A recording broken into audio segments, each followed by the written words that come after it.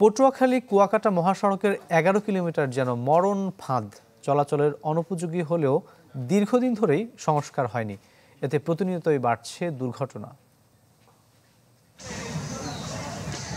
সুবিশাল সাগর সৈকত, লাল কাঁকড়ার ছোটাছুটি আর প্রকৃতির মেলবন্ধনে নিজেকে জড়াতে পর্যটকদের অন্যতম পছন্দের স্পট কুয়াকাটা। কিন্তু পর্যটকদের যাতায়াত সুবিধার্থে তেমন কোনো উদ্যোগ নেই সংশ্লিষ্টদের। এই যেমন পটুয়াখালী কুয়াকাটা ৭৫ কিলোমিটার মহাসড়ক। পাখিমারা বাজার থেকে কুয়াকাটা পর্যন্ত ১১ কিলোমিটার সড়ক যেন মরণ ফাঁদ। প্রায় ছোট বড় দুর্ঘটনায় বাড়ছে হতাহতের সংখ্যা। পরিসংখ্যানে মিলেছে গত ৬ মাসে অর্ধশত সড়ক দুর্ঘটনা হয়েছে এই সড়কে। এই রাস্তাটায় প্রতিদিনই দুর্ঘটনা ঘটে, তাতে অনুমান করা যাচ্ছে যে প্রায় অর্ধশত ছোটখাটো দুর্ঘটনা ঘটছে। এর মধ্যে অনেকে মারাও গেছে। যাত্রী চালকদের দাবি, খানাখন্দ আর অপ্রশস্ত সড়ক নিয়েই ভাবছেন না কোনো মহল। সড়ক ব্যবস্থাটি তো খারাপ, সেই জন্য এখানে পর্যটকের ভিড়টা কম।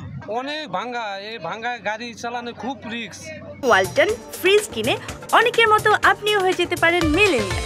সেরা পণ্যের সেরা অফার নিয়ে একদিকে যায় আর একদিকে দেখা গেছে একটা এমার্জেন্সি রোগী ফোন দিয়েছে, দ্রুত আমরা যাইতে পারি না রাস্তার কারণে।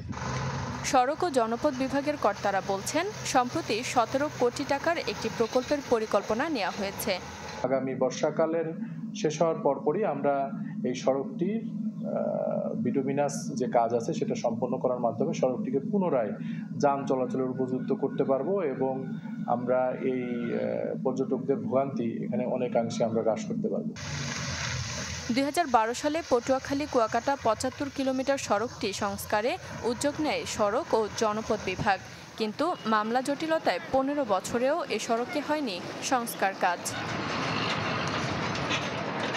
Desk report, channel 24।